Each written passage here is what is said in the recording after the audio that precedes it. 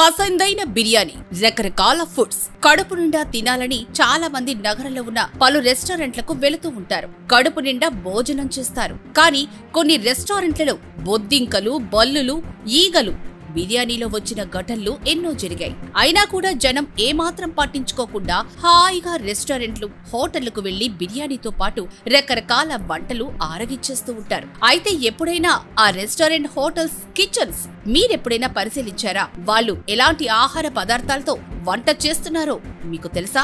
చాలా హోటల్స్, రెస్టారెంట్లలో గడువు తీరిన ఆహార పదార్థాలు మరియు అపరిశుభ్రత వాతావరణంలో వంటలు తయారు చేస్తూ ఉంటారు. ఇటువంటి రెస్టారెంట్లపై ఫిర్యాదు రావడంతో వెంటనే ఫుడ్ సేఫ్టీ అధికారులు రంగంలోకి దిగి తనిఖీలు నిర్వహిస్తూ ఉంటారు. ఈ రోజు హైదరాబాద్ నగరంలో పలు చోట్ల ఉన్న ప్రముఖ పిస్తా హౌస్ రెస్టారెంట్లపై ఫుడ్ సేఫ్టీ అధికారులు ఆకస్మిక తనిఖీలు నిర్వహించారు. నగరంలో ఉన్న అన్ని పిస్తా హౌస్ రెస్టారెంట్లపై తనిఖీలు నిర్వహించారు. కిచెన్ లోకి వెళ్లిన ఫుడ్ సేఫ్టీ అధికారులు ఒక్కసారిగా ఆశ్చర్యచకితులయ్యారు.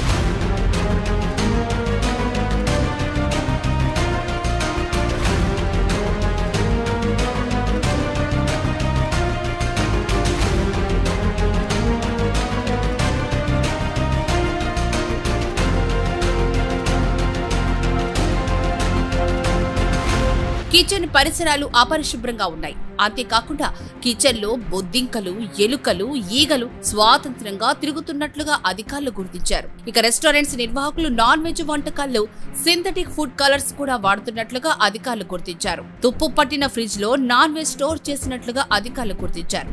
అంతేకాకుండా ఆ హోటల్లో పనిచేసే సిబ్బంది తుప్పు పట్టిన కత్తులతోనే కూరగాయలు కట్ చేస్తున్నట్లుగా అధికారులు గమనించారు. నగరంలో ఉన్న మొత్తం 25 పిస్తా హౌస్ రెస్టారెంట్స్ లో ఫుడ్ సేఫ్టీ అధికారులు తనిఖీలు చేసి 23 చోట్ల శాంపిల్స్ సేకరించారు.